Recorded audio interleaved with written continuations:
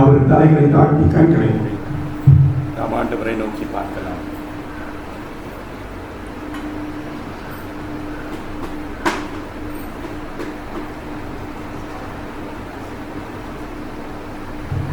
இது ஆண்டவருடைய வேலை. ஆண்டவர் நம்மோடு கூட பேசுகிறதான நேரம். நாம் நம்மை கொடுப்போம். அற்புதமான ஆராதனை வேளையில, மன மகிழ்ச்சியான ஆராதனை வேளையில ஆண்டவரை நாம் கிட்டே சேர்வதற்கு, அவரை இன்னும் சமீபமாக பெற்றுக்கொள்கிற ஒரு தருணத்திற்காக நாம் நன்றியர்களான இதயத்தோடு நாம் நம்மை ஒப்புக்கொடுப்போம். தலைகளை தாழ்த்துவோம், கண்களை மூடுவோம். எக்கால சத்தம் வானில் தொனித்திடவே எம்மேசு மகாஜனை வந்திடுவார். எக்கால சத்தம் வானில் தொனித்திடவே எம்மேசு மகாஜனை வந்திடுவார். அந்த நான் மிக சமீபமே சுத்தனை அவரும் சேர்ந்திடவே. அந்த நான் மிக சமீபமே சுத்தனை அவரும் சேர்ந்திடவே. கேவலம் வாழ்ந்து தேவாதி சந்திப்போரே சத்தம் வாயில் நொழிக்கிறவே. இயேசுவராஜனை வந்திடுவார். வானமும் பூமியும் ஆதியோ வல்லவர் வாக்குதமாடினவே. வானமும் பூமியும் ஆதியோ வல்லவர் வாக்குதமாடினவே. தேவன் தூதர் ஆனந்தமிக்கும் தேவன் அவரை தாரிசைப்போமே. கால சத்தம் வானில் தொனித்திடவே இயேசுவராஜனை வந்திடுவார். கண்ணிமை நிலத்தில் மாறிடுவோம். விண்ணிலே அவரும் சேர்ந்திடுவோம். கண்ணிமை நிலத்தில் மாறிடுவோம். விண்ணிலே அவரும் சேர்ந்திடுவோம். கண்ணில் அவளை அன்பே வெளிச்சமாவா. கால சத்தம் வானில் தொனித்திடவே இயேசுவராஜனை வந்திடுவார்.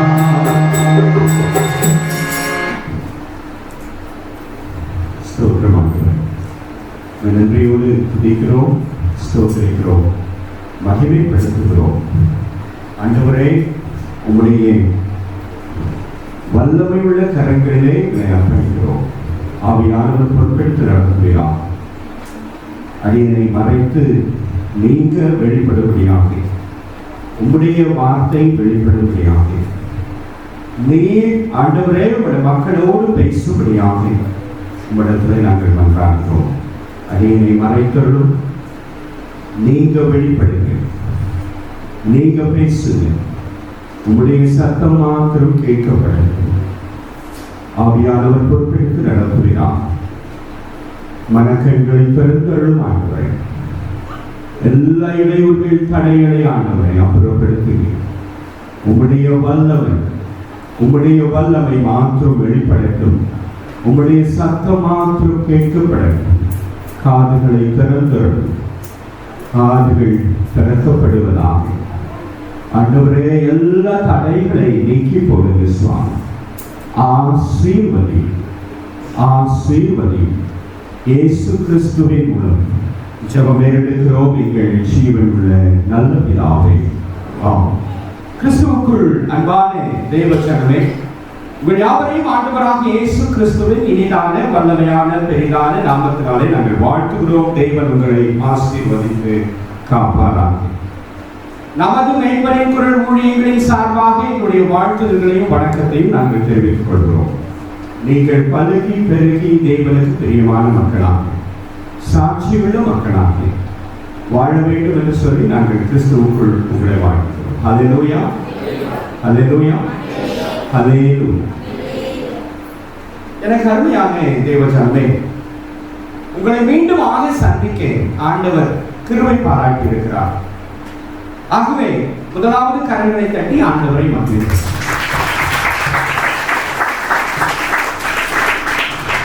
அதே போல இந்த வாய்ப்பை எனக்கு கொடுத்த என்னுடைய ஊழியர்களுக்கும், திருச்சபை சபை மணியும் பொறுப்பாளர்கள், தாய்மார்கள், பெரியவர்கள், வாலிப பிள்ளைகள், சிறு பிள்ளைகள் மாத்திரமல்ல, இந்த திருச்சபை இங்கே ஸ்தாபிக்கப்படுவதற்கு காரணமாக இருந்து கொண்டிருக்கிற, ஊழியத்தை செய்து கொண்டிருக்கிற, ஊழியத்தில் உதவியாக இருக்கிற அனைத்து குழுக்களையும், இந்த நேரத்தில் குழுக்களின் தலைவர்கள், பொறுப்பாளர்கள் அனைவரையும் நாங்கள் நினைவு கூர்ந்து உங்கள் அனைவருக்கும் எங்களுடைய நன்றிகளையும் வாழ்த்துதல்களையும் நாங்கள் தெரிவித்துக் கொள்கிறோம்.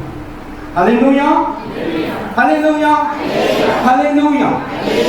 நான் செய்திக்கு போவதற்கு முன்பாக ஒரு சில வார்த்தைகளை உங்களுக்கு சொல்ல விரும்புகிறேன். முதல்ல எனக்கு ரொம்ப மகிழ்ச்சியான ஒரு காரியம், அதாவது இந்த சபை மலை மீது கட்டப்பட்ட ஒரு ஆலயம், ரொம்ப அழகான ஆலயம். இதை நீங்க கீழே கட்டி இருந்தீங்கன்னா நிச்சயமா இவ்வளவு நேரத்துக்கு சூடாயிடும். ஆனால் ஆண்டவருடைய வார்த்தையின்படி நீங்க, நான் நினைச்சு பாருங்க, இப்ப கொஞ்சம் முன்னாடி தான் இப்ப எப்படி இங்க கட்டியிருப்பாங்க. இங்க வந்து அப்ப ஒரு குடிசை மாதிரி கொஞ்சம் பேர் இருந்திருப்பாங்க சுத்தி. அப்ப இதை தேர்வு செய்திருப்பார்கள். அப்ப இங்க ஒரு ஆலயத்தை கட்டணும் அப்படின்னு சொல்லி ஒரு எண்ணம் வந்திருக்கும் அப்படின்னு நானாகவே யோசித்துக் கொண்டிருந்தேன். அப்ப இங்க பக்கத்துல பார்த்தேன் ஒரு அழகான ஆளுநர். இதெல்லாம் ஒரு ரம்மியமான சூழலை உருவாக்கி கொண்டிருக்கிறது. இது ஆண்டவருடைய மகத்துவங்களுக்கு, மகிமைக்கு பாத்திரமாக இருக்கிறது. ரொம்ப மகிழ்ச்சி. மாத்திரமல்ல, கடந்த வெள்ளிக்கிழமை இங்க ஒரு ஆல் நைட் பிரேயர் நடந்தது என்று சொல்லி கேள்விப்பட்டேன்.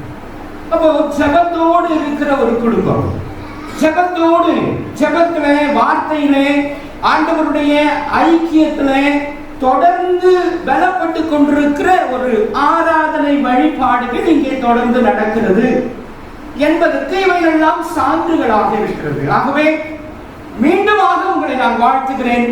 தொடர்ந்து ஆண்டவருக்குள் இருங்கள், ஆண்டவரோடு இருங்கள், ஆண்டவருடைய மகத்துவங்களை பெற்றுக் கொள்ளுங்கள். இன்னும் பெரிய காரியங்களை ஆண்டவருக்கு வாழ்க்கையில நிச்சயமாக செய்வார் என்பதில் சந்தேகம் இல்லை.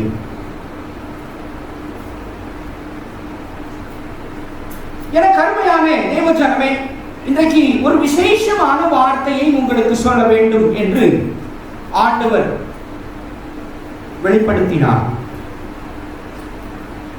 வாசியுங்கள். மார்க்கு 3வது அதிகாரம் 35வது வசனம்.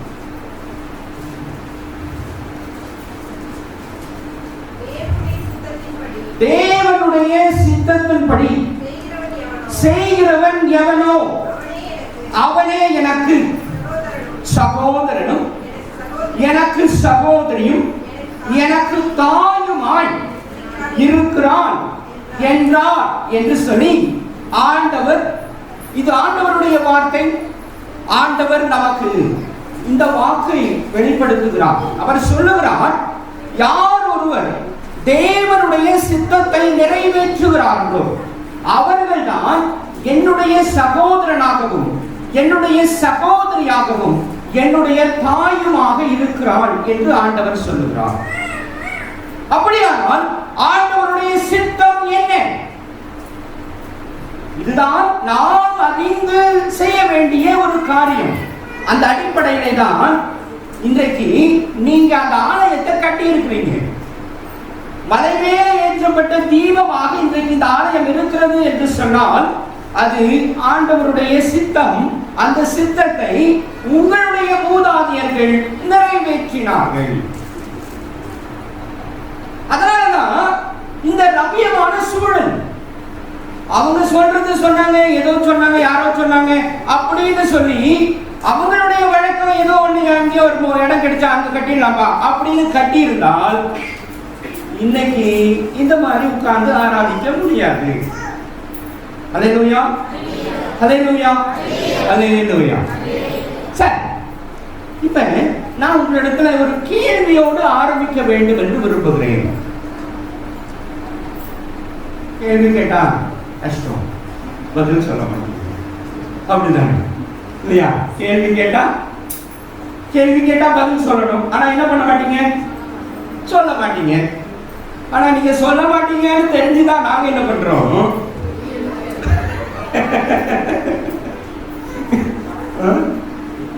நீங்க என்ன பதில் சொன்னாலும் நான் தப்புன்னு சொல்ல மாட்டேன். என்னது, என்னம்மா, ஐயோ வந்துட்டீங்களே, நீங்க வந்துட்டீங்களா, very good very good very good very good. நான் என்ன பதில், நீங்க என்ன பதில் சொன்னாலும் என்ன பண்ண மாட்டேன், தப்புன்னு சொல்ல மாட்டேன். ஆனா எல்லாம் ரைட்டு ரைட்டு ரைட்டுன்னு தான் சொல்லுவேன். வேண்டாம். அப்ப நீங்க என்ன பண்ணுவீங்க, அப்போ அந்த பயம், அச்சம், அந்த தயக்கம், இது தப்பாயிடுமோ அந்த எண்ணம்லாம் இருக்கா? தாராளமா பேசலாம், என்ன வேணா பேசலாம், தப்பு கிடையாது. யாருன்னா தப்புன்னு சொல்ல போறது இல்லையா? ரைட்டா? எல்லாம் தயாரா? Very good very good very good. சரி, ஞானஸ்தானம் என்றால் என்ன? என்னமா? ஞானம் வந்ததுக்கு அப்புறம் ஞானஸ்தானம். Very good. ஆனா இது தியரி. சிஸ்டர் வந்து கரெக்டா சொல்றாங்க, ஏன்னா அது தியரி. அவங்க பைபிள் படிக்கிறாங்க, ஆராய்ச்சி போறாங்க, அதனால அவங்க தியரி சொல்லிட்டாங்க பைபிள். நான் என்ன கேட்கிறேன் அப்படின்னா, யதார்த்தம், வாட் இஸ் பிராக்டிகல்? பிராக்டிகல் என்ன? இப்ப நீங்க ஞானஸ்தானம் உங்க குடும்பத்துல என்ன பண்ணுவீங்க, ஆயிரத்துல என்ன பண்ணுவாங்க, அதுதான் நான் கேட்கிறேன். என்னம்மா? அதுதான் தியரின்றனே, அது தியரி. வழக்கம் இல்லைங்க. நீங்க என்ன பண்றீங்க, ஞானஸ்தானம் என்ன பண்றீங்க? என்னம்மா? சபையில சேர்க்கிறாங்க. ஓகே, சரி, அப்புறம் அது அதுதான் சரியா சொன்னார், சரியான பதில். நான் அதைத்தான் கேட்கிறேன். ரொம்ப பெருசாலாம் யோசிக்க கூடாது, ரொம்ப பெருசாலாம் கிடையாது. என்ன நடக்குது, யதார்த்தம் என்ன, என்ன நடக்குது, என்ன பண்ணிட்டு இருக்கிறோம், அதுதான். அவர் சரியா சொன்னாரு, பேரை வைப்போம், ஒரு பிரியாணி போடும், முடிஞ்சு போச்சு. முடிஞ்சா அதுல வந்து ஒரு ஆராதனை, ஒரு ஜபம், ஒரு பாட்டு, ஒரு வாசனம், அவ்வளவுதான் அது. ஆனா அதுக்கு நேரம் எவ்வளவு, அதுக்கு நேரம் எவ்வளோ, கொஞ்சம். ஆனா பிரியாணிக்கு ரொம்ப நேரம், செலிப்ரேஷனுக்கு ரொம்ப நேரம். ரைட், வெரி குட், சரியான பதில். சிஸ்டரும் சரியான பதில் சொன்னாங்க. அது வழக்கம், அது வந்து தியரி. தியரினா அதுதான் வந்து யதார்த்தம். இப்ப சிஸ்டர் சொன்னாங்க, அது யதார்த்தமாக, அது நடைமுறையில் அப்படிதான் இருக்கணும் அப்படின்னு. ஆனா அதை நாம் கடைபிடிக்கிறோமா என்பதுதான் கேள்வி, இல்லையா? கரெக்டுங்களா? ஆமா, சரி. இப்ப ஐயா பேர் வைக்கிறேன்னு சொன்னாங்க. அப்ப பேர் வைக்கிறதுக்கும் ஞானஸ்தானத்துக்கு என்ன சம்பந்தம்?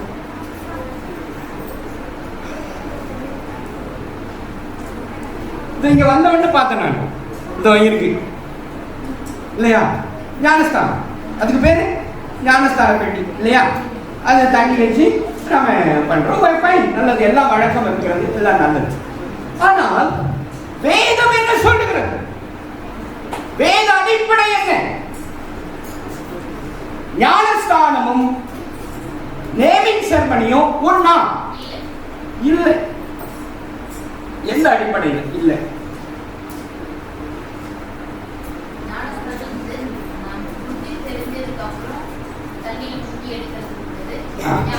சரி, அந்த ஞானஸ்தானத்துல என்ன பண்ணுவோம்? சரி, நீங்க உங்க வழிக்க வரல, உங்க இடத்துக்கே வர, ரைட். நீங்க பெரியவங்க ஆனதுக்கு அப்புறம் மூழ்கி எடுக்கணும். மூழ்கி எடுக்கும் போது என்ன பண்றீங்க? பாவத்துக்கு மறித்து நீதிக்கு சரி. ஆனா எனக்கு நீங்களாம் எப்படி நீங்க உண்மையை சொல்ல மாட்டேங்கிறீங்களே. திருவண்ணம் ஈசிய சர்ச், திருவண்ணம் ஈசிய சர்ச் எதிரிலே ரோட் முன்னாடியே இருக்கு. அங்க ஆராதனைக்கு போயிருங்க. ஆராதனை முடிச்ச உடனே ஆயர் சொன்னாரு, ஐயா ஒரு 7 பேர் ஞானஸ்தானம் எடுத்து வந்துக்கிறாங்க, தொட்டியெல்லாம் ரெடி பண்ணிட்டோம், ஞானஸ்தானம் கொடுத்துட்டு போயிடுங்க அப்படின்னு சொன்னேன். சரி, அந்த இடத்துல நம்ம என்ன பண்ண முடியும்? அவங்க வழக்கை என்ன பண்றாங்க? அவர் என்ன பண்ணாரு அப்படின்னா, அவர் தண்ணிக்குள்ள இறங்கிட்டாரு, என்ன வெளியே வச்சுட்டாரு, நான் தண்ணி எனக்குள்ள தண்ணி ஆயிடக்கூடாது அவங்க. அவர் ஒவ்வொருத்தரையா இறக்குனாரு, பேர் படிக்க சொன்னாரு. பழைய பேர் புது பேர் எல்லாருக்கும் பேர் சொன்னோம். அப்புறம் பிதாக்கு குமாரன் பரிசுத்த ஆவியின் நாமத்தினால ஆமென் அப்படின்னு சொன்னோம். ஒவ்வொருத்தரை வெளியே விட்டாங்க. இதான வழக்கம், இதான வழக்கம். என்ன ஒண்ணுமே சொல்லுவாங்க, இதுதானே வழக்கம், இதானே எதார்த்தம். ரைட், சரி. இப்ப பேர் வைக்கிறதுனா என்ன, ஞானஸ்தானம் என்ன அப்படின்னு கொஞ்சம் வசனத்தின் அடிப்படையில் நம்ம பார்க்கலாம். சுருக்கமாக முடிக்கிறது. வாசியுங்கள் ஆதியாகமம் 17வது அதிகாரம் 5வது வசனம். இனி உன் பேர் ஆபிராம் எனப்படாமல் நான் உன்னை திரளான ஆபிரகாம் எனப்படும் என்று ஆண்டவர் முதல்ல பேர் வைக்கிறார். எப்படி வச்சாரு? எப்படி பேர் வச்சாரு?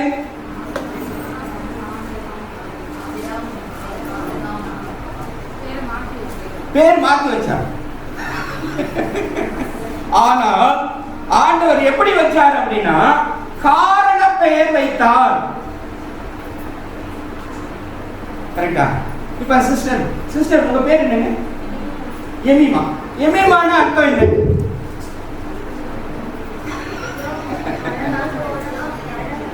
என்னமா பேருக்கு அர்த்தம்? இப்ப யாருக்கா யார் பேரு? இப்போ உங்க பேர் என்னமா? ஷோனா. என்ன அர்த்தம் தெரியாது. உன் பேர் என்னமா? என்ன அர்த்தம்? மீனிங் என்ன தெரியாது. யாருக்குமே பேருக்கு அர்த்தம் தெரியாது. ஆனா ஆண்டவர் பேர் வைக்கிறார், அர்த்தத்தோடு வைக்கிறார். அதுதான் முக்கியம். இங்க 2 விசேஷம் இருக்கிறது. ஒன்று பெயர் வைத்தல், இன்னொன்று ஞானஸ்தானம். 2க்குமே அர்த்தம் இருக்கிறது, அடிப்படையான காரியங்கள் இருக்கிறது. வேதத்திலே அவை அனைத்திற்கும் தெல்ல தெளிவான விளக்கங்கள் கொடுக்கப்பட்டிருக்கிறது. ஆண்டவர் ஆபிரகாமாய் இருந்த ஆபிரகாம் ஆண்டவரை சந்தித்து அவருடைய பண்புகளை எல்லாம் அவன் கிரகிக்கிறான், அவருடைய வார்த்தைகளுக்கு கீழ்ப்படுகிறான். இன்னொரு வசனத்தை வாசிங்க. ஆதியாகமம் 22வது அதிகாரம், ஆதியாகமம் 22:12. அப்பொழுது அவர் விளையாண்டான் மேல் உன் கையை போடாதே, அவனுக்கு ஒன்றும் செய்யாதே, நீ அவனை உன் புத்திரன் என்றும் ஏக சுதன் என்றும் பாராமல் எனக்காக ஒப்பு கொடுத்தபடியினால் நீ தேவனுக்கு பயப்படுகிறவன் என்று இப்பொழுது அறிந்திருக்கிறேன் என்று சொன்னார். எந்த காலத்தில் அவர் சொல்லப்பட்டது தெரியுமா? ஆபிரகாமுக்கு என்ன வயசு இருக்கும்?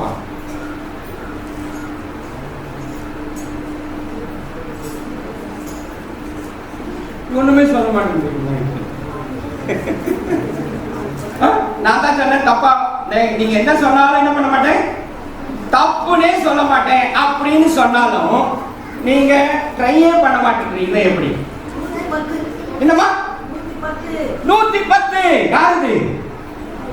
Very good. பத்தியா அவரு கரெக்ட் கரெக்ட். ஆனா ஏறக்குறைய அவங்க சொன்னது உண்மையிலே கரெக்டுமா? உண்மையிலே கரெக்ட். ஏன்னா ஆபிரகாம் ஆண்டவரை சந்தித்த போது அவனுக்கு வயது 75 வயது.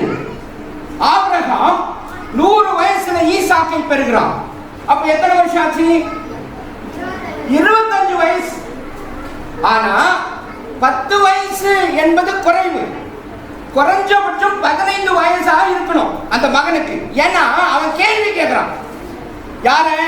தகப்பனை பார்த்து, அப்பா கத்தி வச்சுக்கிற, நம்ம எங்க போறோம் அப்படின்னு கேட்கிறான். இப்ப நம்ம பிள்ளைங்க கேட்பாங்க இல்லையா, கடைக்கு போறதுக்கு கூப்பிடுவோம், பாப்பா போலாம் அப்படின்னு.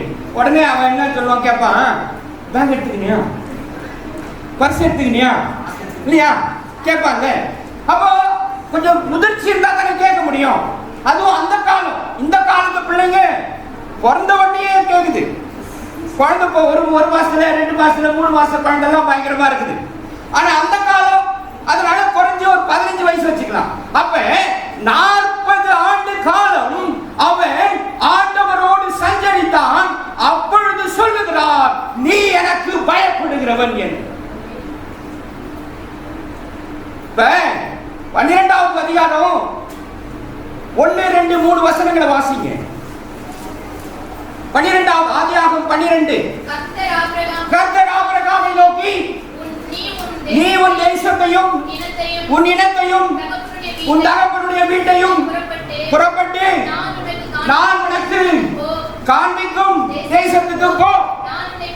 நான் உன்னை பெரிய ஜாதியாக்குவேன், உன்னை ஆசீர்வதிப்பேன், உன் பெயரை பெருமைப்படுத்துவேன், நீ ஆசீர்வாதமாயிருப்பாய். உன்னை ஆசீர்வதிக்கிறவர்களை ஆசீர்வதிப்பேன், உன்னை சபிக்கிறவர்களை சபிப்பேன். இப்ப கரெக்ட். இப்ப 4வது வசனம், கர்த்தர் ஆபிரகாமுக்கு சொன்னபடியே அவன் புறப்பட்டு போனான். லோத்தும் அவனோடு கூட போனான். ஆபிரகாம் ஆரானை விட்டு புறப்பட்ட போது 75 வயசு. இப்ப ஆண்டவர் என்ன சொன்னாரோ அப்படியே கீழ்ப்படிச்சான். எப்ப? 75வது வயசுல. ஆனா ஆண்டவர் அப்பா அவனை பார்த்து, நீ எனக்கு பயப்படுகிறவன்னு சொல்லல. சொல்லியிருக்கணுமா இல்லையா? அவன் உன் தேசத்தை, உன் இனத்தை, உன் தகப்பன் வீட்டை எல்லாவற்றையும் விட்டு, இல்லையா? அப்ப என்ன பண்ணாரு? எல்லாத்தையும் விட்டுட்டு ஆண்டவர் சொன்னபடியே அவன் புறப்பட்டு போனான் என்று பதிவிருக்கிறது. அப்ப ஆண்டவர் அவனை நீ எனக்கு பயப்படுகிறவன் என்று சொல்லி இருக்க வேண்டும். ஆனா எப்ப ஆண்டவர் சொல்றாரு அப்படின்னா, அவன் ஆண்டவருடைய கற்பனைகளை கை கொள்ளுகிறான். கரெக்ட்? நான் சொல்றது புரியுதா? கற்பனைகளை கை கொள்ளுகிறான், அவருடைய வழிகளை கை கொண்டு இப்பொழுது அவன் மகனை அவன் என்ன செய்யறான்? பலி கொடுக்கிறான். அப்ப சொல்றாரு, நீ எனக்கு பயப்படுகிறவன் என்று இப்பொழுது அறிந்திருக்கிறேன்.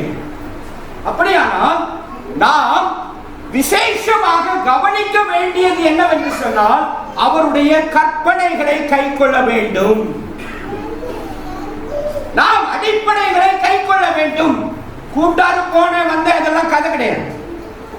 சரி, இப்ப அதே 17வது அதிகாரம், அத வசன அதிகாரத்துல 15, 16 வசனங்கள். பின்பு தேவன் ஆபிரகாமை நோக்கி, உன் மனைவி சாராயை நீ சாரா என்று அழைக்காதிருப்பாயாக. சாராள் என்பது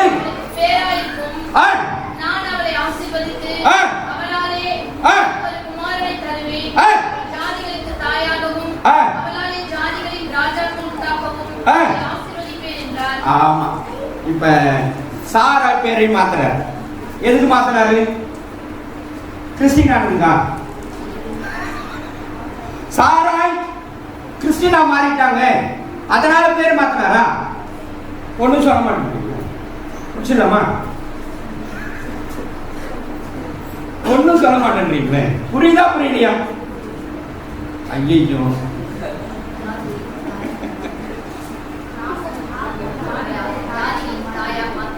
மாத்துறதுக்காக பேர். அப்ப என்ன பேர் அது?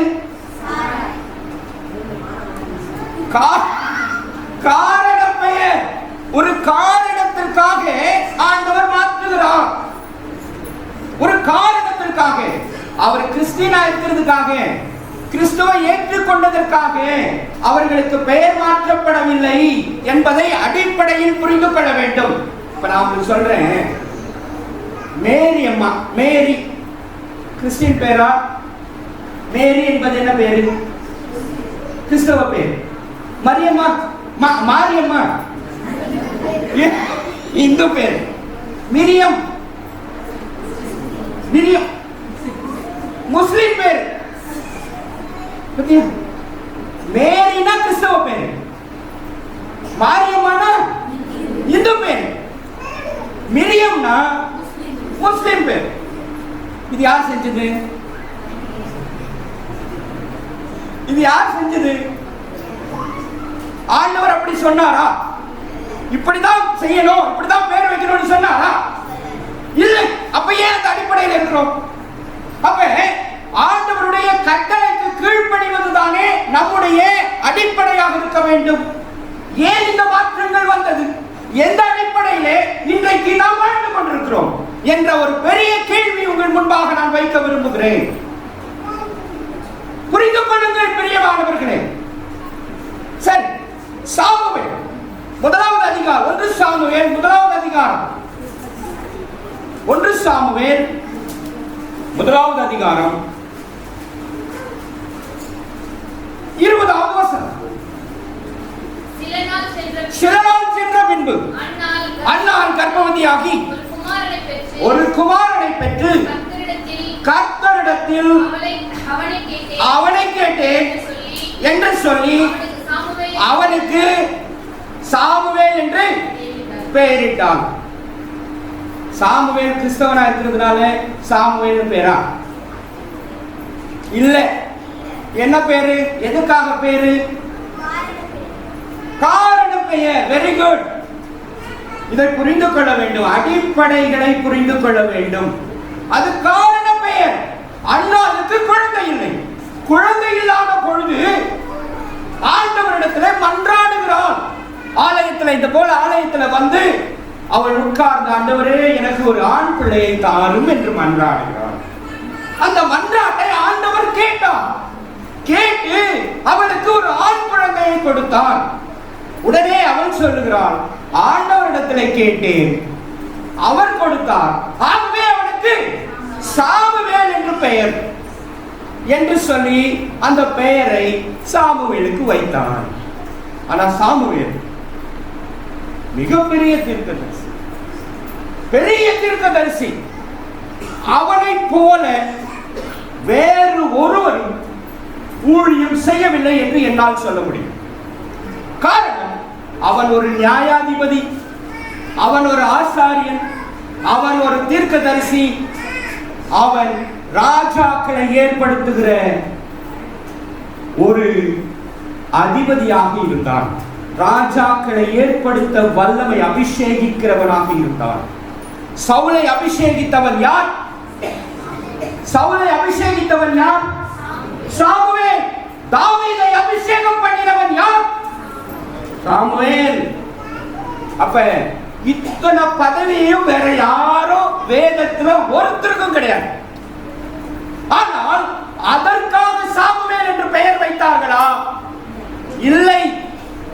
கர்த்தரிடத்தில் கேட்டப்பா, கர்த்தர் எனக்கு கொடுத்தார் என்று சொல்லி சாமுவேல் என்று பெயர் வைத்தால் அவருடைய தாய். அதற்கு பிறகுதான் அவன் பெரிய மனிதனானான். பேர் வச்சு பெரிய மனுஷன் கிடையாது, செயலினால் பெரிய மனிதனான மாறினான்.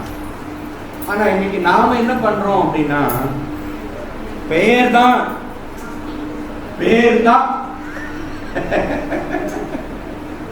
ஓகே. இன்னொரு விசேஷத்தை பார்க்கலாம்.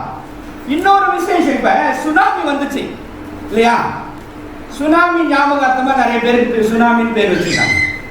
கேள்விப்பட்டீங்களா? கேள்விப்பட்டதுண்டா? பட்டிருக்கீங்க. அந்த மாதிரி ஒரு அம்மா இங்க சாமுவேல், 1 சாமுவேல் தீர்க்கதரிசன புஸ்தகத்துல ஒரு பெயர் வைக்கிறாங்க.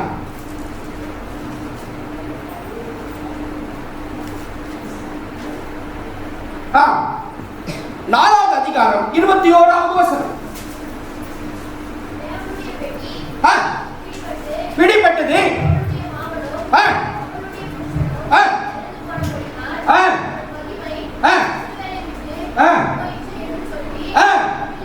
பிள்ளைக்கு இக்கபோத் என்று பெயர் வைத்தார். அவர் ஒரு ஆசாரிய குடும்பத்தின் பெண், ஆசாரியனுடைய மனைவி. அவள் பிரசவ வேதனை இருக்கிறாள், பிரசவத்தில் அந்த காலத்தில் இருக்கிறாள். அப்பொழுது அந்த உடன்படிக்கை பெட்டி பிடிப்பட்டது என்று சொல்லி இன்னொரு அடுத்த வசனத்தை வாசிங்க, அதுல இன்னும் அழகா இருக்கு. தேவனுடைய பெட்டி பிடிப்பட்டு போனபடினாலே மகிமை இஸ்ரவேலை விட்டு நீங்கி போயிற்று என்று சொல்லி அவனுக்கு பிறந்த குழந்தைக்கு இக்கபோத் என்று பெயர் வைத்தாள் என்றுதான் வேதம் சொல்லுகிறது. அப்போ இதுதான் அடிப்படை. ஆனா இந்த பெயர் வச்சா கிறிஸ்தவே, இந்த பெயர் வச்சா முஸ்லிம், இந்த பெயர் வச்சா இந்து என்ற பாகுபாடெல்லாம் நாம உருவாக்கி கொண்டது. இப்ப சொல்லுங்க, நாம கர்த்தருடைய வார்த்தையின்படி வாழுகிறோமா? இல்லை. எப்ப வாழ்றதா உத்தேசம்? எப்பொழுது வாழ்வதாக உத்தேசம்? பெயருக்கு காரணம் இருக்கிறது, பெயருக்கு என்று காரணம் இருக்கிறது. ஆண்டவராக இயேசு கிறிஸ்து பிறந்தார், அவருக்கு இயேசு என்று பெயரிட்டார்கள். மத்தேயு எழுதின சுவிசேஷம் 1வது அதிகாரம் 21வது வசனம். அவள் ஒரு குமாரனை பெறுவாள், அவருக்கு இயேசு என்று பெயரிடுவாயாக, ஏனெனில் அவர் தமது ஜனங்களின் பாவங்களை நீக்கி அவர்களை ரட்சிப்பார். ஆகவே அவருக்கு இயேசு என்று பெயரிட்டார்கள். அவர் கிறிஸ்துவராக இருக்கிறதுனால அவருக்கு இயேசுன்னு பெயர் வைக்கல. கரெக்டா? அவர் கிறிஸ்தவர், கிறிஸ்தவ அடிப்படையில வந்தவர், அல்லது அந்த வழியில நாம வந்துகிட்டு இருக்கிறோம் அப்படின்னு சொல்லி அவருக்கு அந்த பெயர் வைக்கல. மாறாக அவர் சகல பாவங்களின் ஆண்டவர் ரட்சித்து அவர்களை மீட்பார் என்று சொல்லி அவருக்கு இயேசு என்று பெயரிட்டார்கள். யோவானுக்கு பெயர் வச்சாங்க. யோவானுக்கு ஏன் பெயர் வச்சாங்கன்னு பார்க்கலாம். லூக்கா 1வது அதிகாரம் 13வது வசனம். யூதன் அவனை நோக்கி, சகரியாவே, பயப்படாதே, வேண்டுதல் கேட்கப்பட்டது. மனைவியாகிய எலிசபெத் உனக்கு ஒரு குமாரனை பெறுவாள், அவனுக்கு யோவான் என்று பெயரிடுவாயாக. ஏன் அவனுக்கு யோவான் என்று பெயரிட்டார்கள்? ஏன்னா God is gracious, ஆண்டவர் கிருபை உள்ளவர். ஆகவே அந்த பெயர் வைத்தாங்க. சரியா? அப்ப அதனால தான் அடுத்த வசனத்தை வாசிங்க. உனக்கு சந்தோஷமும் மகிழ்ச்சியும். பத்தியா, ஆண்டவர் கிருபை உள்ளவராக இருக்கிறதுனால தான் உனக்கு சந்தோஷமும் உனக்கு மகிழ்ச்சியும் உண்டாகும் என்று சொல்லி அவனுக்கு யோவான் என்று பெயரிட்டார்கள் என்று வேதம் தெள்ள தெளிவாக ஒரு விசேஷத்தை சொல்லுகிறது. எனக்கு அருமையான தேவஜனமே, இதுதான் அடிப்படை. இந்த அடிப்படையிலே நம்முடைய வாழ்வு இருக்கிறதா என்பதை சீர்தூக்கி பார்க்க வேண்டும். இப்பொழுதே நாம் மனமாற்றத்திற்கான அடிப்படைகளுக்குள் வந்துவிட வேண்டும் என்று ஆண்டவர் சொல்லுகிறார். இது கடைசி காலம். இந்த கடைசி காலத்தில் ஆகிலும் மனம் திரும்புவதற்கேற்ற கனிகளை கொடுக்கும்படி ஆண்டவர் அறிவுறுத்தி கொண்டிருக்கிறார் என்பதை புரிந்து கொள்ளுங்கள். சரி, இப்ப பெயருக்கு காரணம் கண்டுபிடிச்சிட்டோம். பெயர் கரெக்டா? சரி, இந்த பெயர் வைக்கிற சர்மனி எப்ப நடக்கும்? ஞானஸ்தானம் வைக்கும் போது நடக்கும். கரெக்டா?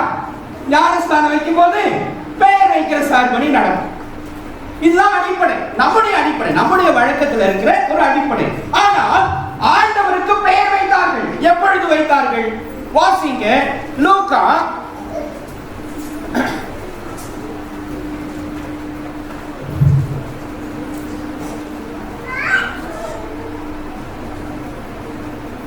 2வது அதிகாரம் 21வது வசனம். பிள்ளைக்கு விருத்தசேதனம் பண்ண வேண்டிய 8ஆம் நாளிலே கர்ப்பத்திலே புட்பவிக்கிறதுக்கு முன்னமே தேவதூதனால் சொல்லப்பட்டபடியே இயேசு என்று பெயரிட்டார். ஆமா, எப்ப பேர் வச்சாங்க? 8ஆம் நாள்ல பேர் வைக்கிறாங்க. கரெக்டா? இதுதான் அடிப்படை. இயேசு கிறிஸ்துவுக்கே அப்படிதான் பேர் வச்சாங்க. இப்ப யோவானுக்கு எப்ப பேர் வச்சாங்கன்னு பார்க்கலாம். லூக்கா 59 60 61 62 வாசி.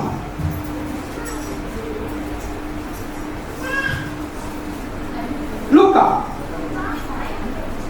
1:59. 8ஆம் நாளிலே பிள்ளைக்கு விருத்தசேதனம் பண்ணபடிக்கு அவர்கள் வந்து அதன் தகப்பனுடைய நாமத்தின்படி அதற்கு சகரியா என்று பெயரிடப் போனார்கள். அப்பொழுது அதன் தாய் அப்படி அல்ல, அதற்கு யோவான் என்று பெயரிட வேண்டும். அதற்கு அவர்கள் உறவின் முறையாரி இந்த பேருள்ளவன் ஒருவனும் இல்லையே என்று சொல்லி அதன் தகப்பனை நோக்கி இதற்கு என்ன பெயரிட மனதாயிற்று என்று சகரியினால் கேட்டார்கள். அவன் எழுத்து பலகையை கேட்டு வாங்கி அவன் பேர் யோவான் என்று எழுதினான். பாத்தீங்களா? அப்ப அடிப்படை இதுதான்.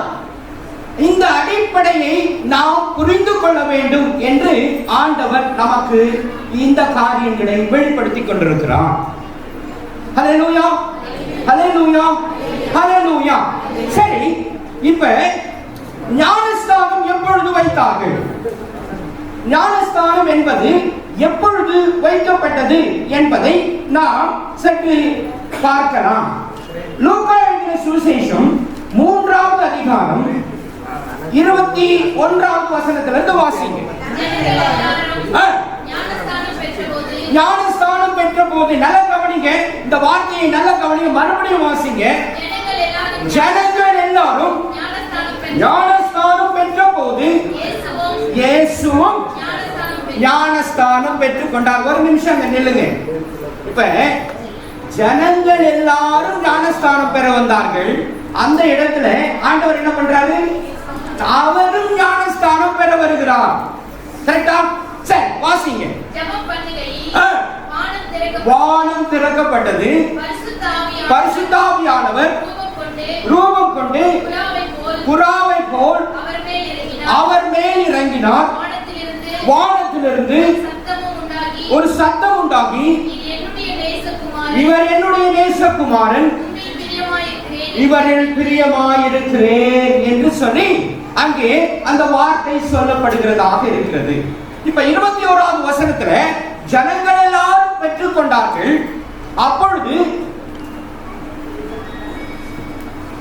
அப்பொழுது ஆண்டவர் ஞானஸ்தானம் பெற்றார். அப்ப ஞானஸ்தானம் ஆண்டவர் பெயர்ல மாத்திரம் பரிசுத்த ஆவியானவர் இறங்கினார். மக்களுக்கு அது விளங்கவில்லை, அல்லது மக்களுக்கும் அது வெளிப்படவில்லை. அப்படித்தான பொருள். ஆண்டவர் ஜனங்களோடு கூட ஞானஸ்தானம் பெறுகிறார். ஆனால் ஆண்டவருக்கு மாத்திரம் பரிசுத்த ஆவியினாலே அவரை நிரப்பி அபிஷேகம் பண்ணினார் என்று சொல்லப்பட்டிருக்கிறது. என்ன காரணம்? காரணம் என்னவென்றால், வாசிங்க.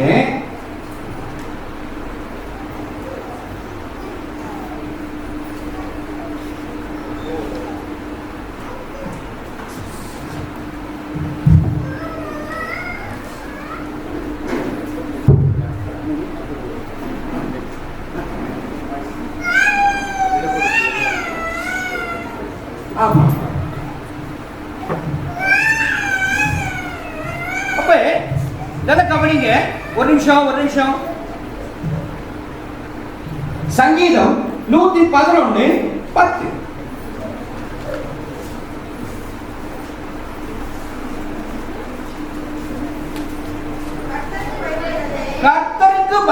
பயப்படுதலே ஞானத்தின் ஆரம்பம் என்று சொல்லப்பட்டிருக்கிறது. செய்கிற யாவருக்கும்.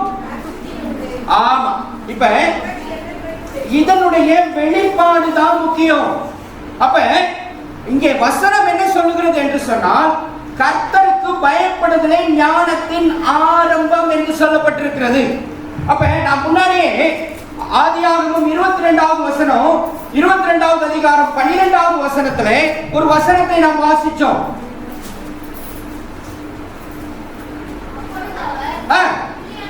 பிள்ளையாண்டான் மேல் கையை போடாதே, அவனுக்கு ஒன்றும் செய்யாதே, நீ அவனுடைய புத்திரன் என்றும் ஏக சுதன் என்றும் பாராமல் எனக்காக ஒப்பு கொடுத்தபடியினால் தேவனுக்கு பயப்படுகிறவன். அப்ப இங்கே சங்கீதத்தில் சொல்லப்பட்டிருக்கிறது, பயப்படுதலே, கர்த்தருக்கு பயப்படுதலே ஞானத்தின் ஆரம்பம் என்று சொல்லப்பட்டிருக்கிறது. இப்ப லூக்கா மத்தேயு எழுதின சுவிசேஷம் 28வது அதிகாரம் 19, 20 வசனங்களை வாசிங்க. ஆகையால் நீங்கள் புறப்பட்டு போய் சகல ஜாதிகளையும் சீஷராக்கி பிதா குமாரன் பரிசுத்த ஆவியின் நாமத்தினாலே அவர்களுக்கு ஞானஸ்தானம் கொடுங்கள் என்று சொல்லுகிறார் இல்லையா? 19வது வசனத்தில் என்ன சொல்றாரு? இவர்களுக்கு ஞானஸ்தானம் கொடுங்கள். அப்ப எப்படி கொடுக்க வேண்டும் என்று 20வது வசனத்தில் சொல்லப்பட்டிருக்கிறது. நான் உங்களுக்கு கட்டளையிட்ட யாவையும் அவர்கள் என்றால் யாரு? ஞானஸ்தானம் பெறப்போகிறவர்கள். ஞானஸ்தானம் பெறப்போகிறவர்கள் என்ன பண்ணணும் என்று சொல்கிறார். வாசிங்க. கை கொள்ளும்படி அவர்களுக்கு உபதேசம் பண்ணுங்கள். சகல நாட்களிலும் நான் உங்களுடனே கூட இருக்கிறேன் என்றார்.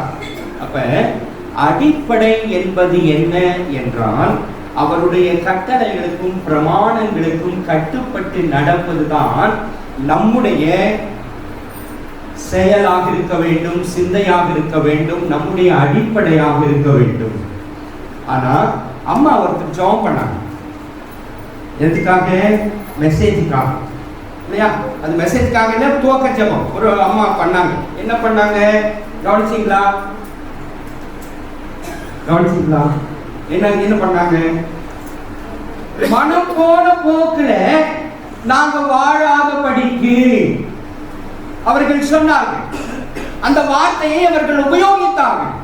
மனம் போன போக்கிலே நாம் ஆண்டவரை ஆராதிக்க கூடாது. எப்படி ஆராதிக்க வேண்டும்?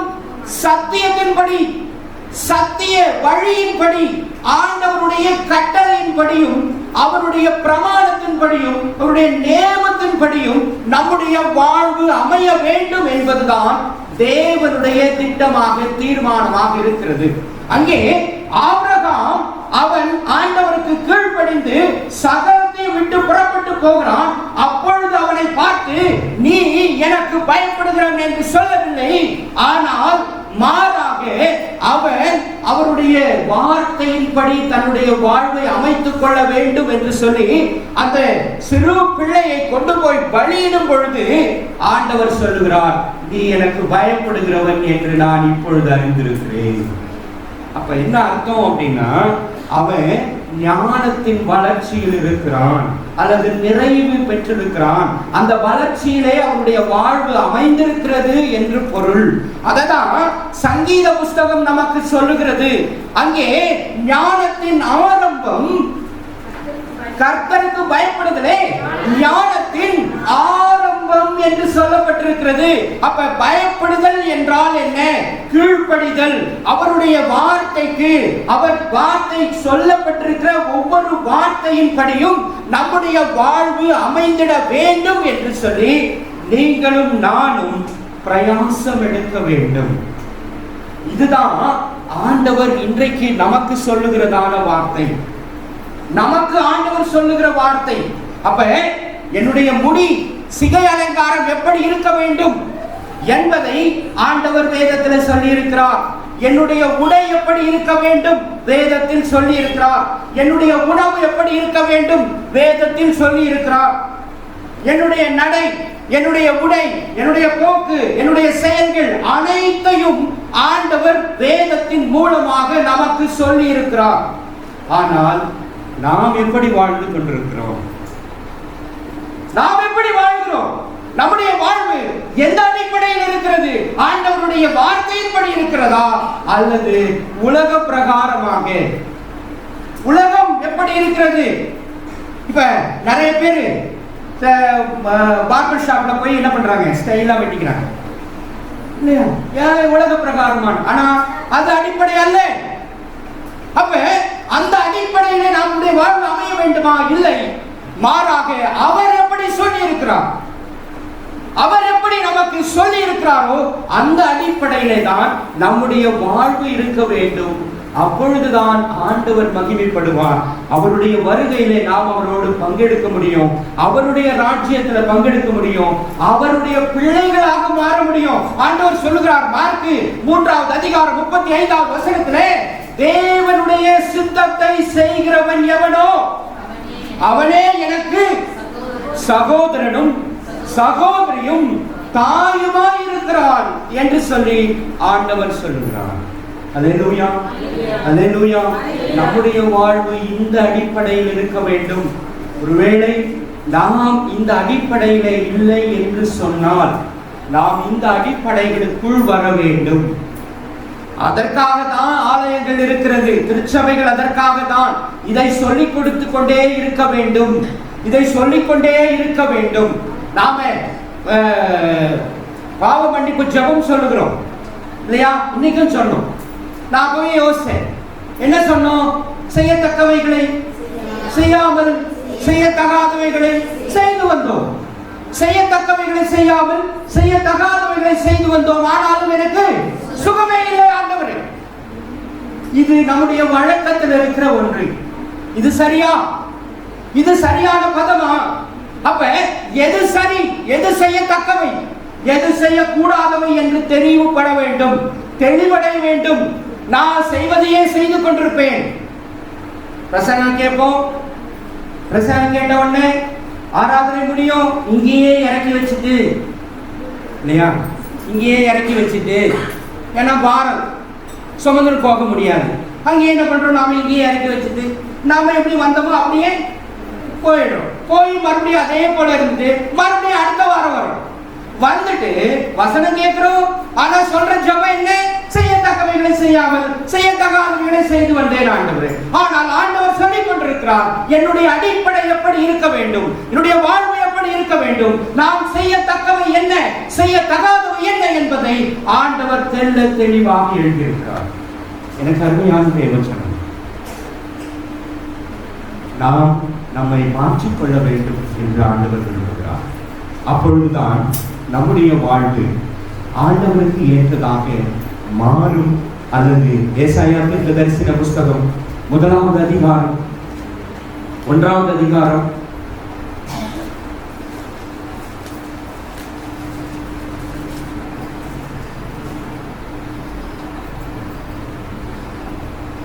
16-17 வசனம். உங்களை கழுவி சுத்திகரியுங்கள், கிரியைகளின் பொல்லாப்பை கண்களுக்கு மறைவாக அகற்றிவிட்டு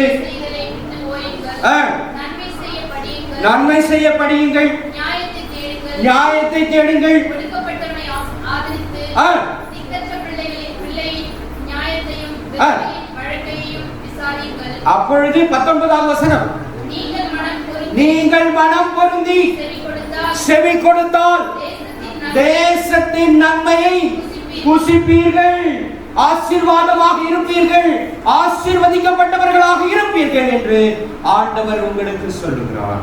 ஒரு நிமிஷம் எல்லாரும் அப்படியே எழுந்திருக்கிறோம். தலைகளை தாழ்த்துவோம், கண்களை மூடுவோம். நாம் ஆண்டவரை நோக்கி பார்க்கலாம். ஆண்டவருடைய வார்த்தையை கேட்ட நாம், ஆண்டவருடைய வல்லமை உள்ள வார்த்தைகள் வெளிப்பட்டது. ஆண்டவருடைய பெரியதான கிருபை நம்மை நடத்தி கொண்டிருக்கிறது. ஆண்டவருடைய வார்த்தையின்படி வாழ்வதற்கு நாம் சித்தமுள்ளவர்களாக மாறுவோம். தனிப்பட்ட முறையில மாற்றங்கள் வேண்டும் என்று ஆண்டவர் விரும்புகிறார். குடும்பமாக மாற்றங்கள் வேண்டும் என்று விரும்புகிறார். ஆண்டவர் நம்முடைய குடும்பங்களை ஆசீர்வதிக்க விரும்புகிறார். புத்தி சொல்லுங்கள், புத்தி ஒருவருக்கு ஒருவர் புத்தி சொல்லி நாம் வாழ்வது நல்லது என்று சொல்லி ஆண்டவர் வேதத்திலே நமக்கு சொல்லி இருக்கிறார். அந்த அடிப்படையிலே நம்முடைய வாழ்வு அமைந்திட வேண்டும் என்று ஆண்டவர் விரும்புகிறார். இப்பொழுது கேட்ட வார்த்தைகளை உங்கள் மனதிலே கொள்ளுங்கள், அதை அபியாசம் பண்ணுங்கள், அதை திரும்ப திரும்ப நினைத்து பாருங்கள். நாம் என்ன செய்து கொண்டிருக்கிறோம்? வேதம் எதை சொல்லிக் கொண்டிருக்கிறது? வேதத்தின் அடிப்படை என்ன? வேதம் எந்த அடிப்படையிலே சொல்லப்பட்டிருக்கிறது?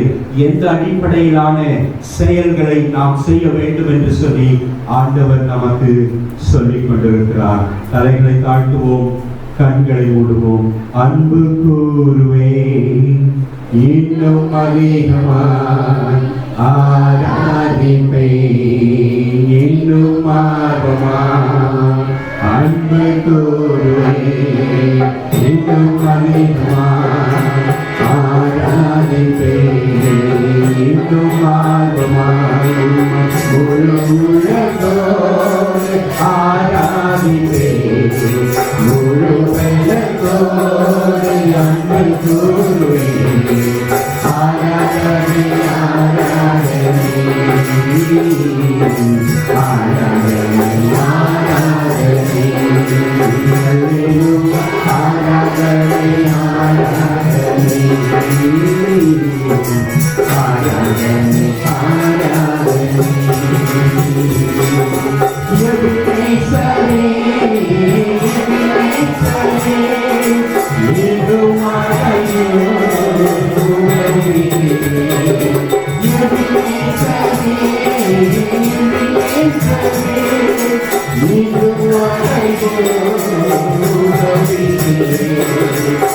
You are